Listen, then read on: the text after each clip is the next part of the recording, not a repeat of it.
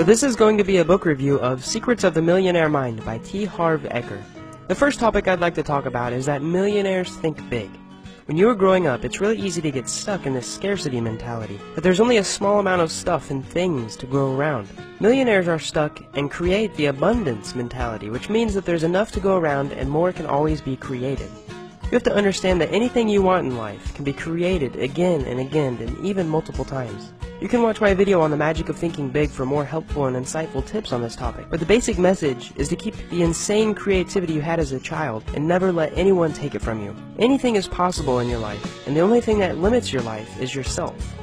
The second topic is that millionaires play to win. They don't play to avoid losing. They don't play to get second, third, fourth, fifth, sixth, seventh. No, they play to get number one. When you think of poor people, most people think of someone who is living paycheck to paycheck, struggling to eat. If they have the mentality that they need to start searching for food tomorrow, they can't focus on thinking big, which is a huge drawback. And I understand this is a situation for many people. However, if you are poor, try with all of your might to focus on winning, not avoiding to lose. And what I mean by this is that instead of worrying what you're going to have for dinner, or what clothes you're going to wear, or being afraid to quit your job, just go ahead and eat whatever comes first to your mind and quit your job and start your business. Obviously, this can be very scary and quite unpredictable, but having a true millionaire mindset means putting small things on the line for bigger opportunities.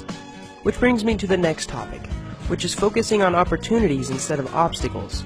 If you can turn every adversity into life into an opportunity, you will quickly become a millionaire. I saw an advertisement for this super awesome product that tied water balloons in under 6 seconds. I quickly realized how many times I got frustrated tying water balloons when I was a child by hand, and I should have taken that opportunity and tried to make some money with it by producing an awesome product. Benjamin Franklin saw that the people needed more light in their house and a safer and more practical idea than a candle, and even though he found 10,000 ways not to do it, he still created a light bulb.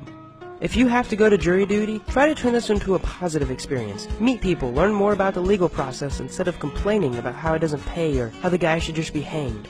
If you spend your time around poor people all day, what you will get is this poor mentality, which is to complain about how many obstacles they have. Leave a comment below if you know anyone who complains enough to kill a camel with their negativity. From now on, whenever you get frustrated, try to think of a way to remove it in other people's lives through an opportunity. That opportunity is what made every entrepreneur ever rich, and will make you rich as well if you can find a way to use it. The next analogy I got from this book is fruits and roots. Many people think that when there is a problem, you can shine it up, make the fruits look pretty, and they'll taste good. This isn't the problem. The author says that in order for the fruits of your life to be good, that is money, relationship, and other aspects of your life, the roots must also be good. You must have great thoughts and actions for the fruits to appear and be healthy.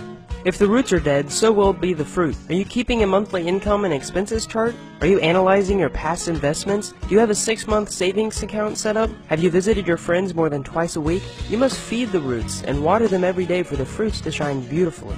The number one thing people complain about is not having shiny and healthy enough fruits, but what they don't realize is that complaining is like pouring bleach right over the roots of their life.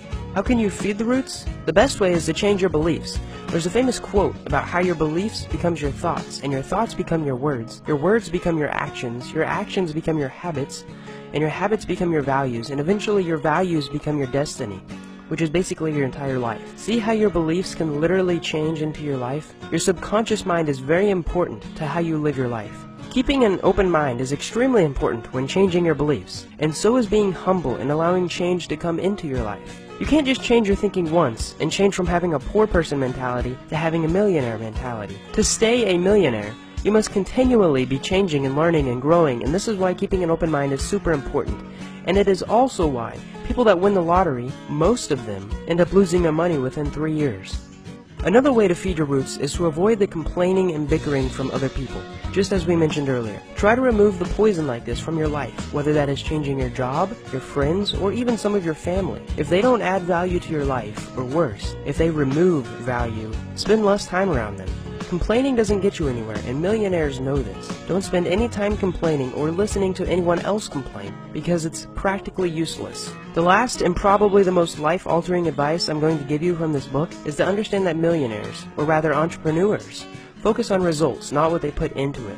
I could spend 10,000 hours creating these videos, and they could earn $5 or they could earn $500,000. And as an entrepreneur, that's a risk I'm willing to take because I absolutely love this work. When you work on something, a project, a job, an event, don't expect to get paid for how much work you put in.